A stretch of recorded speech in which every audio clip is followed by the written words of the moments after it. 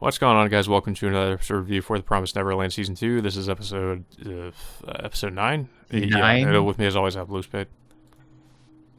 Okay. It just I feel. How should I say this? Like, there's so much stuff in this episode that just ended up being way too convenient for everybody. Yeah. It's okay. I called this in the last episode. Like, I already knew that Norman was going to, like, see the error of his ways in this episode. You know, because that's what it seemed like they were setting up. You mentioned last week that he's like the Aaron Yeager of the show, but that's what they made him out to be in the last episode, and then all of a sudden in this episode he's like, you know, what have I done? And he just decides to completely change, to realize he was wrong or whatever, and basically he just gets like a pep talk from Emma, and that was kind of like enough to just completely change, to convince him that he was wrong. And I told this to Spade before we started recording. It would be the equivalent of like if in the next episode of Attack on Titan, where we left off, where Eren was about to talk to Mikasa and Armin. If Mikasa and Armin had like a talk with Eren, and because of what they said, they just convinced Eren to just completely, give up and just surrender to them and say that he was wrong. And then the rest of the Jaegerists just walk in and are like, we were wrong too, and and Flock even comes in and is like, I was also wrong. It's the equivalent of that. It's like, how does it make any sense for people who are so fervent in their beliefs, fervent enough to want to commit genocide against an entire race, to just all of a sudden do like a heel turn and say, okay, I was totally wrong, like on the same day technically, and just just completely just give up. It doesn't make any sense. Like that's not how any of this works. I just found it ridiculous. It's just a result of them rushing things, though. Like, it's just because they're rushing this so much that they have to do this. Like, they pretty much have to do that. Well, everything that's shown in this episode is literally just rushing us to. I would supposedly be the climax of the show. Yeah. I mean, well, first off, the attack on the entire attack on on the village, it gets completely resolved once Mujika and of course the old guy who calls himself Vilk ends up turning everyone back into normal demons after drinking their blood, and they stop degenerating and such. So eventually they do well. First off, Norman goes back outside the city and stops like the other three kids. I think what was it, Sissel, Barbara, and Vincent from attacking like two other. I think I was most shocked that Barbara also was decided so quickly that she was in the wrong. And it was just because she saw herself, and that was enough to be to stop her. Yeah, I think what was it? What was Sislo the guy with a paper bag on his head? I think so, because the other guy was Vincent. Yeah, and then I forget what the other guy's name was. Yeah, he tried to to attack the kids, but then of course Norman just pretty much stops everything all at once. It's just pretty much convincing. And Barbara, from what we saw of her in the last episodes, if you remember how she was hell bent on killing all the demons. She's just and just for her just to be just turn around, just like I said, just total heel turn out of nowhere. It's just so crazy because just based on what kind of character she's kind of presented to be in the couple episodes before this, where we see her, you get first introduced to her, and I mean she got so she was ready to kill Emma just for, I think, because she implied she knew a demon, or that the demons deserve sympathy or whatever the hell she said, but because she seemed just ready to kill her just for saying that, and I don't know, it's so crazy.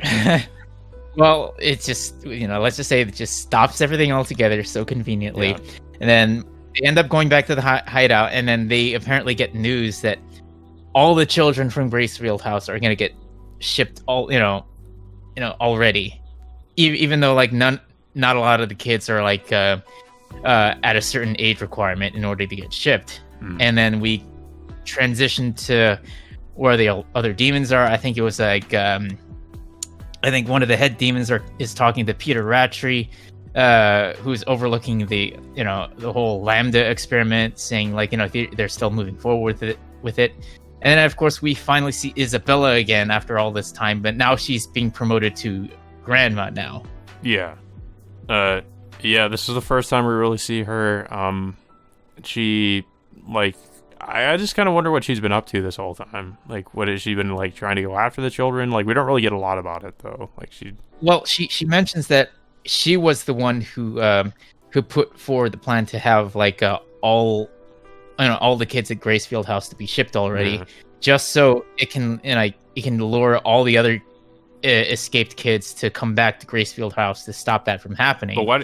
So I'm also like, okay, but why did she wait so long to do that? If that was her intention, like, just to trap them, she could have done this earlier, and it's like now she's doing it. Like, I mean, I guess it just goes back to the convenience thing. She's. I don't know. I don't know. It's just like, honestly, I just don't. It just seemed. It's just the whole convenience thing about like everything in this episode like happening all at once. It just. Yeah, it's like now conveniently after they foiled Norman's plan, it's like now we can tackle the the Gracefield House stuff, and that's what happened. Like I'm starting to take back my speculation on whether or not there's going to be a second season of this, because it looked like they're just like it's like, why would they waste their time on that? Because it's obvious, like I said, it's obvious they want to be done with this series and they're going to rush the hell out of it, which is what they're definitely doing this in this episode. Yeah. So back at the hideout, like they pretty much have a talk with Vilk, that it's real that Vilk is is one of the demons that Mujka ended up saving 700 years prior, and then he reveals his history of about his reluctancy to tell the rest of his family, pretty much reluctance to save his family from using his blood to keep them from degenerating. However, if he did that, then the demons from the higher up society would have ended up apprehending them. So he pretty much didn't go through with it, and he pretty much let the remainder of his family starve to death or something like that, and then he was left with just only his granddaughter Emma. Yeah, and then of course Emma finds out her name's Emma too, and they're both named Emma. Yeah, and then of course Vilk also gives Emma and the others a chip from the pen from one of the other escaped children's. I think it was from 15 years prior, and he said he was told by this person to give it to another escaped child to give them hope in their time of need. So of course that child ended up dying, and then Vilk ended up devouring him afterwards. Still, yeah, but, it's just more convenience as well, because of course he happens to have it, and that's where they needed to go. They needed to go to Gracefield House to find the gateway to the human world, because they didn't know where it was. And of course, now they know. And of course they get the map of the blueprints of of the facility that they're going into. And also another convenience that there's a cure for all the other kids, including Norman's, those lambda seizures that they've been getting. Yeah. And then pretty much this pretty much encourages them to to start going back to Gracefield House. However, by the end of the episode, we find out that I guess Vincent is now a double agent for Gracefield House, which is are you how? What else are they going to end up throwing at us? It's just going to make it more complicated than it is already. Yeah, I mean, Vincent would kind of be helping the demons, even though he wanted to destroy them. I guess he's.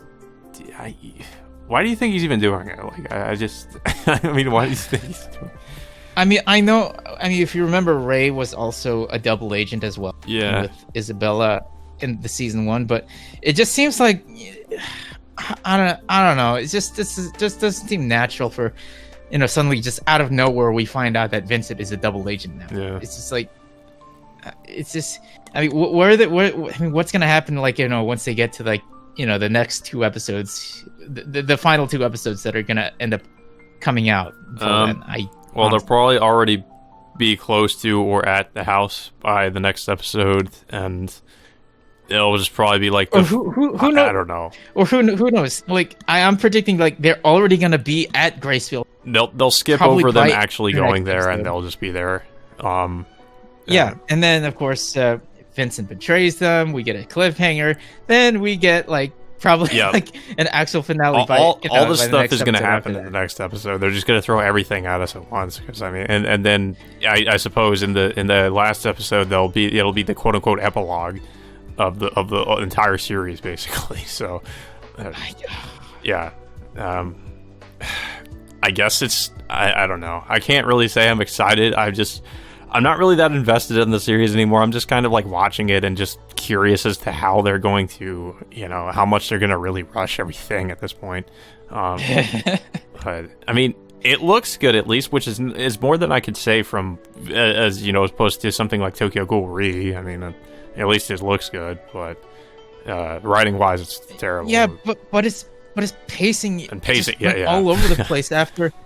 Yeah, it's just like it was getting somewhere by the time like the kids end up going to that shelter out in the middle of the desert. That was pretty much But the then point where we- the entire series diverged in a just the worst way. Like right after the shelter exploded. That was when I was just like, okay, what is going on?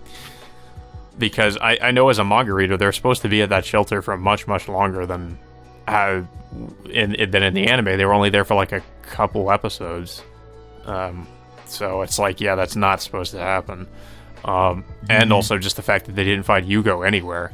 I was like, so they completely removed Yugo, which is a shame. Well, they're pretty much they're retconning everything like up from the original source material, and they're just creating like their own storyline for. Yeah, also the removal I don't know of what certain the plot points, such as the Seven Walls, which I completely forgot about, by the way. Like, Mojika mentions this right before she ends up, parting with Emma for the first time. She mentions find the seven walls before they get to the shelter, and I completely forgot they cut that piece of dialogue out. So that's actually kind of important in the manga, but there is no seven walls in this. So, yeah. I mean, we'll have to find out what's going to happen in, the final 2 episodes, because there's only 11 episodes this season, and supposedly they're just going to go through like the finale and just end it all from right there. It's just, I don't know why they went this route. I mean, they had every opportunity to adapt the regular source material, because like as of right now, it's the source material is already there. I mean, I don't know what the reason is for Well, them to just supposedly, suddenly according to what I've heard from some other people, it's because Cloverworks is currently working on like three different series, I think. Like one of them is like some show called Wonder Egg, and then there's like another show, I forget what it was called, and then there was another one they're planning to do. So basically it's like they're overworking themselves, and they decided that this, I guess, Neverland was going to go down on the list of priorities, I suppose. And also because the manga is finished, that's another reason why they supposedly are not putting as much into it, because it wouldn't make as much money as if the manga were still going and they were trying to like promote the manga. So apparently it's kind of just two reasons, one just being too many shows being taken on at once, and also just there's not really a lot of, I guess, financial incentive to put as much effort into this season, because they're not trying to promote the manga. Yeah, I don't know. But then you could also make honestly, the same argument that, like, look at a show like Demon Slayer. Like, Demon Slayer, the manga's finished. And I'm pretty sure they're still... I mean, I'm going to go ahead and bet that Ufotable is not going to, give Demon Slayer the Neverland Season 2 treatment. No, so. I mean, for Ufotable's case, they don't have as many projects as that's they true too, do yeah. right now, because they're already done with Heaven's Feel, and then I think so far Demon Slayer is like the only major project they're working on, unless they're planning another Fate Stay Night adaptation coming out soon. Like that's kind of the problem right I now, kind of have with, I guess you could say both Cloverworks and MAPPA is like both studios, like I feel like are just taking on way too many series at once, and like as MAPPA is like there's 3 other series there, like while they're working on Attack on Titan, and then like Cloverworks, it feels like it's almost like the same situation. Yeah, I think that's probably just the main issue. But yeah, I mean, this whole episode was just a lot of convenient things happening at once, and this is like past where I've read in the manga, so I really don't know what the specific differences are, but I can just tell just watching it. It just seems like things are going by way too quickly. Certain characters are just changing just because, and like it's just I don't know. I don't like the direction it's going. I'm not sure what exactly is going to happen in the next episode. I guess the whole thing is going to be, this climactic fight between, I suppose, Isabella and the rest of the kids, as well as maybe Peter Ratchery will be involved too. I don't know, but it seems like that's where it's headed. So, yeah. I feel like a lot of people, even if there are anime only watchers, are going to be kind of disappointed with how this is going to end too, because there's just so many unanswered questions. There will be so many unanswered questions by the end of this, because there's just so much we just still don't know, and there's no way that the anime is going to address any of it. So that's just, it sucks, but unfortunately it's just in a case where you pretty much need to go read the manga at this point, because the anime is not going to leave you with any sort of satisfying ending or anything. I mean, I know that people were saying the manga didn't have one either, but it's pretty much to the point where the manga's ending, even though it might not be the best, is probably going to be significantly better than whatever the anime is going to give us. So yeah. But other than that, I don't really have anything else to say about this episode. I mean, there's not really too much. Honestly, there's just not much to say. It's like, it's very predictable at this point. We know what's going to happen. This series we've seen this happen before with other shows, and we can pretty much predict as to how the episodes are going to play out now, because of how rushed it's being. So, I mean, I don't know if you have anything else to say about it, though. I mean, I don't know. It's just like, I was really hoping things would just slow down a little bit, but it just seems like, they're just gonna really just rush this through to the very end at this point. I don't, I honestly, I don't have much high expectations as they usually do, but I mean, we'll have to see where, how they're gonna end up concluding this. Yeah, I mean, it's really just morbid curiosity at this point. I mean, we only have 2 more episodes to go, so I mean, might as well just stick it out to the end. So, but yeah, I don't really have too much else to say. I guess that all being said, until next Thursday, we will see you all next time.